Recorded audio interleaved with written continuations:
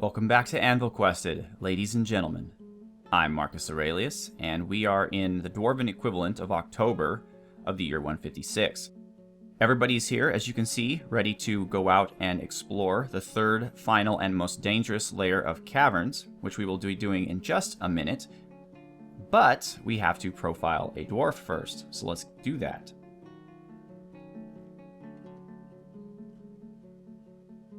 Number 99. 99 is Tinfoil Cookies. So let's take a look at that unit. Tinfoil Cookies. Tinfoil Cookies is the...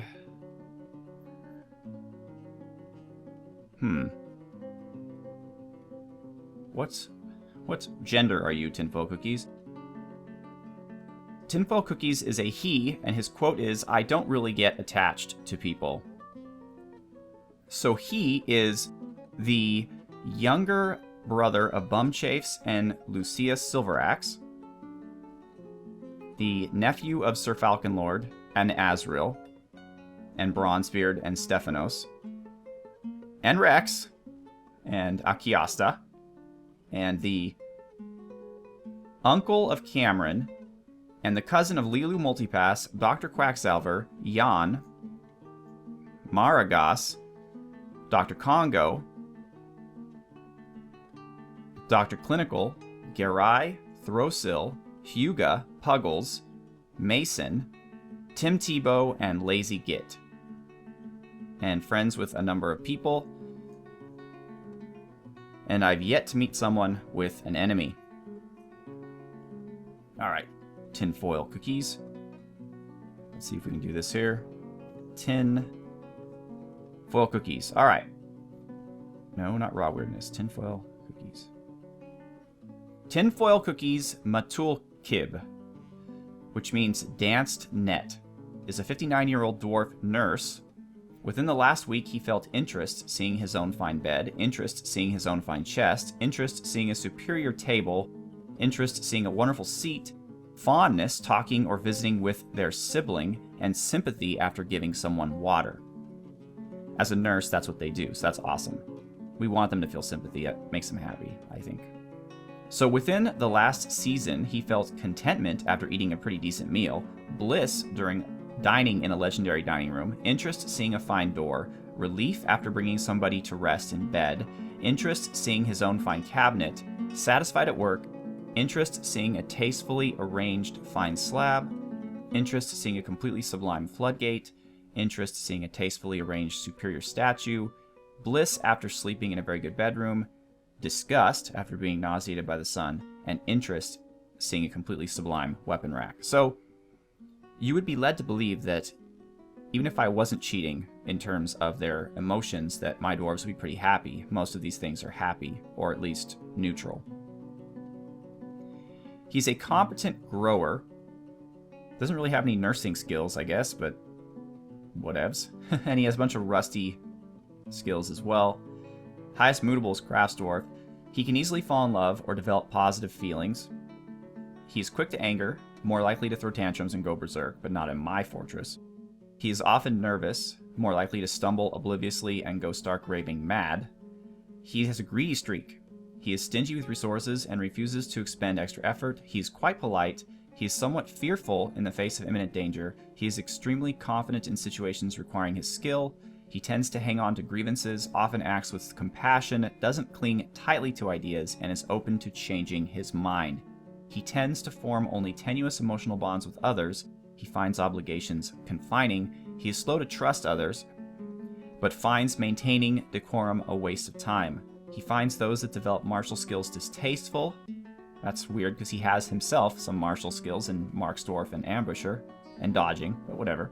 He finds those, or believes it is important to conceal emotions and not complain, and he dreams of crafting a masterwork someday. Now I'm actually going to go back to the game itself to read the likes, because I think the game does a better job actually presenting it. Oh, crap. Okay.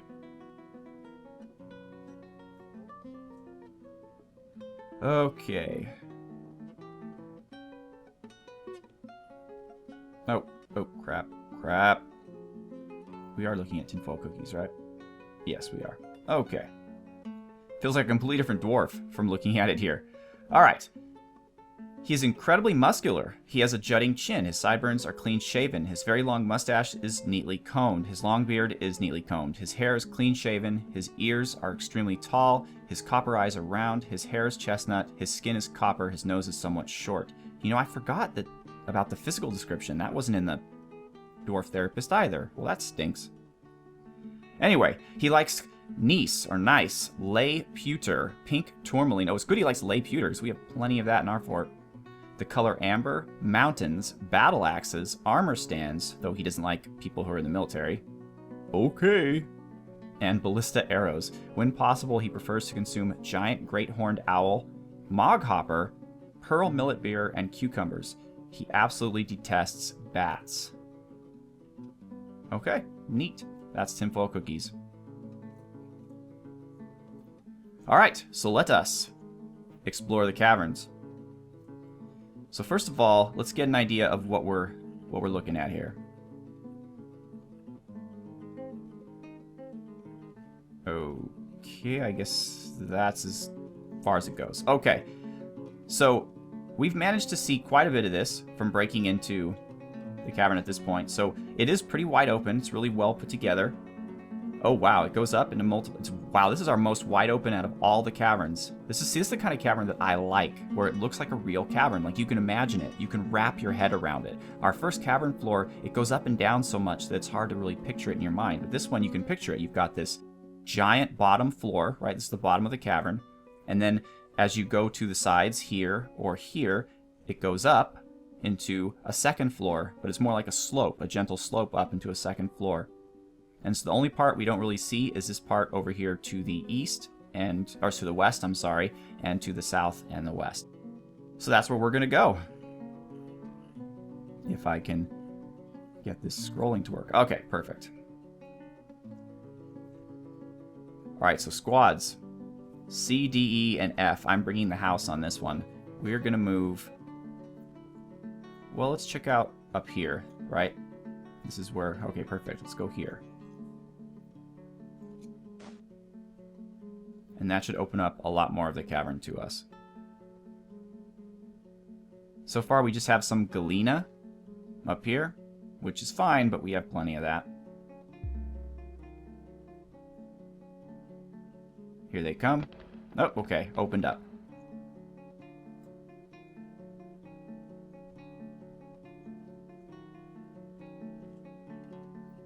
Okay, more wide open spaces. Some cassiterite, so some more tin. Again, we don't really need that much. Alright. Where should we go? Let's go up north first. So let's move them all here.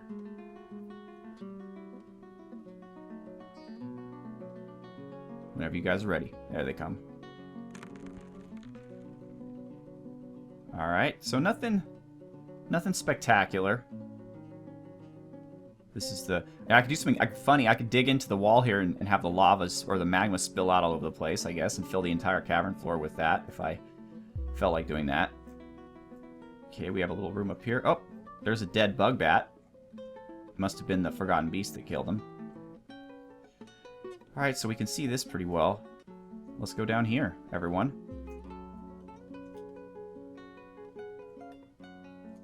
Okay. This is the upper floor of that. So we have some mushroom trees here of different types and varieties.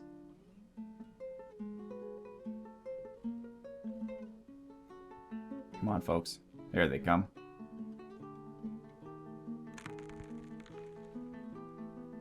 Okay. So we have a lot of entrances to this particular cavern lair, so definitely walling it up would be quite the task. And probably not worth doing, especially because there's nothing here that I really want or need. I'm not seeing any really awesome gems, and the minerals are such that we have plenty of already. So let's come down here. I guess this is the part we haven't seen yet.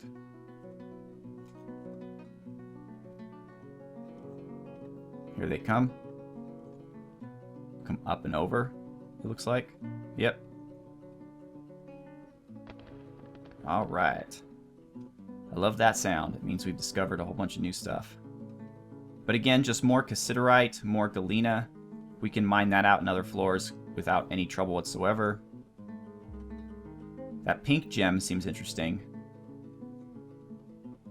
So perhaps I'll give it a look in a moment. But for right now, we've explored all of this, and it's beautiful. It's definitely a very pretty cavern, but there's not much going with it, really.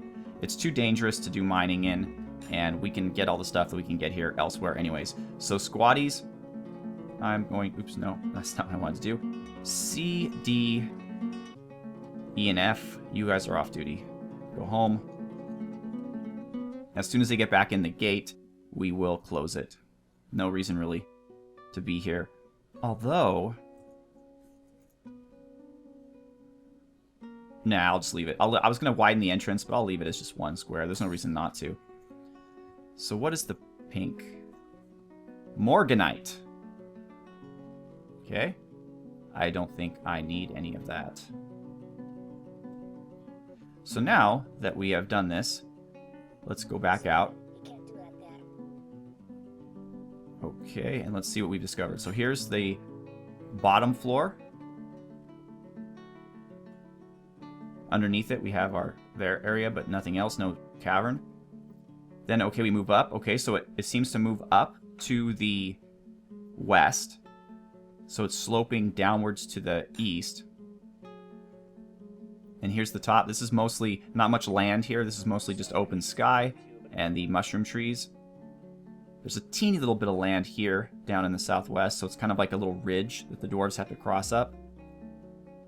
This is the highest point, I believe, of the cavern system, which is 1, 2, 3, 4 higher than the actual floor of it. And then there's a little, down in the southeast, you have that little tunnel that goes all the way up to our mine shafts into the second cavern layer. But I blocked that, so there's no utilizing that to go between floor to floor.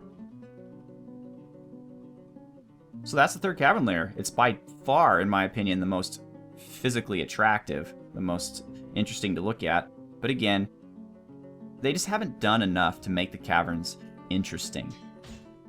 You know, they've got their own trees, and that's cool.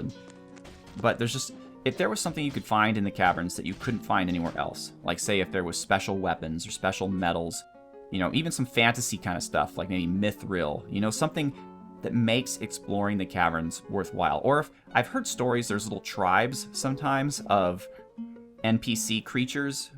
I mean, they're not smart or anything, they just attack you when they see you, but still, at least that's something. But really, all you get in the caverns is random monsters that wander in that you could fight or capture if you choose to, forgotten beasts to come in occasionally, and that's that, really. So, it's a shame. It's a shame. I wish there was more cavern-only stuff that would really make exploring the caverns in detail a lot of fun. But there is not. Okay, I think everyone has escaped. So let's go about closing everything up. Okay, so we want the third cavern outer. The outie. Add new task, pull the lever. I think that's F. Oh, it's F. No, F6, F3, 4, F4. I'm pretty sure all of my dwarves are in. Yep. Okay, it's closed, so hopefully they all are. I don't see any anywhere.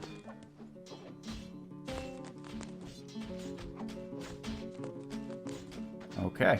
Alright. What I'm also doing right now is I am engraving a memorial to the Forgotten Beast. It should be done, I guess, so we can put it up. So build, Alt-S. And this is the one for Forgotten Beasts.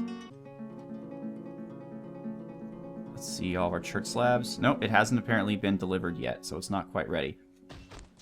One thing we could do is we could take a look at the bottom cavern layer. Now that we've discovered it, we could take a look at it in 3D.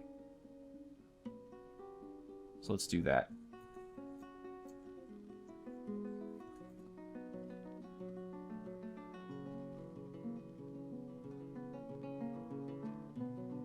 Oh, wow. Okay.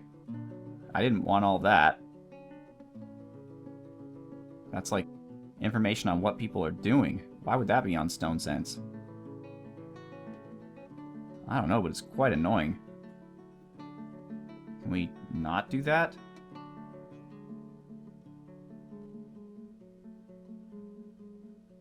Toggle creature jobs, maybe? That's J? No, that didn't work.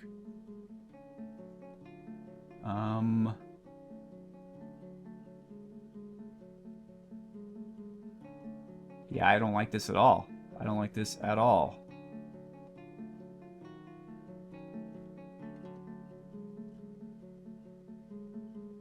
So P, maybe? P...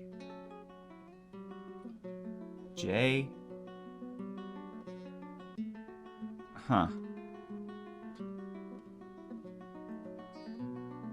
I don't know, but this really sucks. Let's go back to the game real quick. It is paused. Alright, well, here's the third cavern layer, which we can't see because it's behind a wall of annoying text, and I don't have any idea why. I don't even know why anyone would want this. But as long as I keep up the help screen, it won't be up there. So we're just gonna have to fudge it and do it like that. So here's the bottom floor. Here's the entrance. Here's all the blood from the Forgotten Beast that we absolutely destroyed. And you can see it's kind of wide open. Goes up here. Okay, here's it a little zoomed out.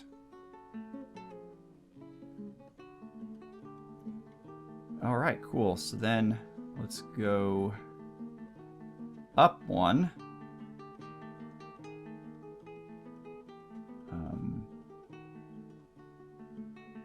That would be... no? There, no, that zooms in and zooms out. Gosh, I've forgotten how to do this. Ah, here we go. Or no, this just makes it deeper. Oh, hungry heads! I gotta go take a look at those in a minute. Let's see. No, that doesn't help at all. Okay, this does move it up somehow. Okay, so here we are. So here is the... oh, there's alpha blades. Here is the part, the killing ground here where the archers hang out. You can kind of see in 3D here, let's zoom in a bit, how this works. So this is the top floor, the topmost floor. You can see it goes deep in some parts. You can see in where the lava is, it goes really deep. Then over here we have mushroom trees. Then if you want to move down, no, there we go. So you move further down, and it kind of widens up here. So it's interesting in that this part here, yeah, this part here is only 1 story high. It's hidden underneath a wall. Maybe if I pull out so you can see the sides, you can kind of visualize it better.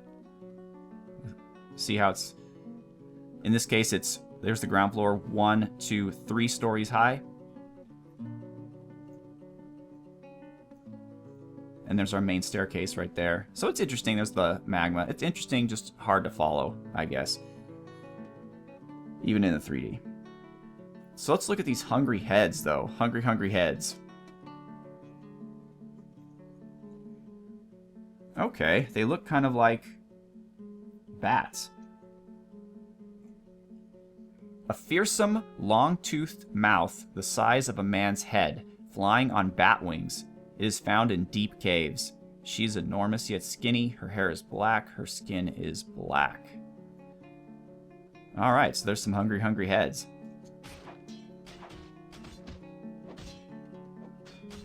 So, I don't see, except for Forgotten Beasts and whatnot, I don't really see any reason for us to enter this cavern too much. But somebody better clean up that body before it starts generating miasma. It's got a silver bolt in it that's forbidden. Let's unforbid that. We have his left rear something, his fourth toe, his neck, and his mangled, mutilated corpse. Man, this place is a bloody mess. That's pretty funny.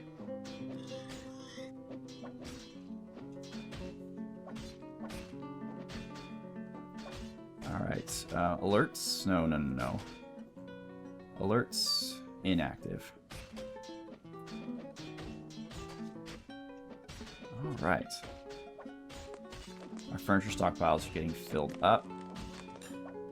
With stuff I don't really need, too. I created way too many armor stands and weapon racks made out of iron. I don't know why. But I guess I'll save them for when our Baroness becomes a Countess or a Duchess and requires more things. I'm trying really hard to make soap. It's not working out really well. I have a quantum stockpile for lye here, but I can't actually make soap because I have no tallow, which I assume you get every time you slaughter a creature, so I should have plenty of it. And I can't make lye because I don't have buckets. Now, I should have plenty of barrels. Yeah, I should have plenty of barrels here for the tallow, which we get, again, from killing animals. And we do that here in the butcher's. Actually, I think the tallow goes through the kitchen, which we have plenty of as well. Yeah, render fat. Let's try that. Okay, this one actually is on already. Let's just keep doing that on repeat until we've rendered all the fat that we can. You can never have too much fat, because our dwarfs need soap in case they ever get injuries. Oh, you know what else? Let's assign this room here, this barracks, to the awesome possums. We're going to do train. Alright. And so the squad awesome possums are now going to do scheduled training. And I think I've already set them up on the scheduling screen where they are to... We have way too many squads. Oh, there they are. Okay. So we're, yeah. So I have 5 sets of train 2 minimum. So there's 10 of them, and hopefully they will use that to spar. And they should have plenty of supplies. Yep, any drink, 3 food. So they're all good. I've mixed and matched their weapons. So now it's time for them to train. Some of our newbies, as you can see, haven't become elite yet. They're working on it. I mean, they're constantly sparring. Constantly. Alright, let's see if we can build that slab yet.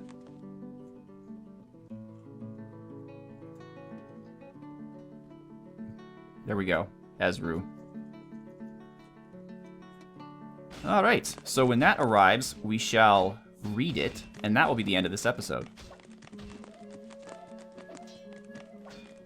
Hopefully it has arrived. I was not expecting my Fallen Dwarves room to fill up as quickly as it has. Pretty soon we're going to run out of wall space. We're going to have to put them on the inside. I hope we never have to build a second room for dwarf corpses. That would be very sad. Also, I'm not sure if a head veil is a good piece of armor. Maybe I don't know, it's an artifact, so maybe I could use it in place of a hood? I don't know. Let me know in the comments if you think that's a good idea. Doesn't seem like it.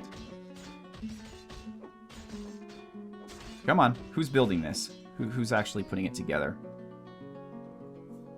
Tholtig, just a random dude. Okay, here it is, the memorial to Ekru, or Ezru. This is an exceptional church memorial to Ezru Sodorganed. The slab reads, "In memory of Ezru, went missing." What? This is crap. This is total crap. It never used to do this. It would tell you who killed them. None of this went missing stuff. Yeah. Well, this one went missing too. Okay. Went missing. Went missing. Yeah, that's messed up. That's got to be a bug in this version, because in the past it would say was slain by so-and-so. So it'd be kind of like a memorial to the dwarf who slayed it. And obviously that is not happening here, which is a shame. So, but once again, thank you so much for watching. I'm Marcus Aurelius. Have a good one.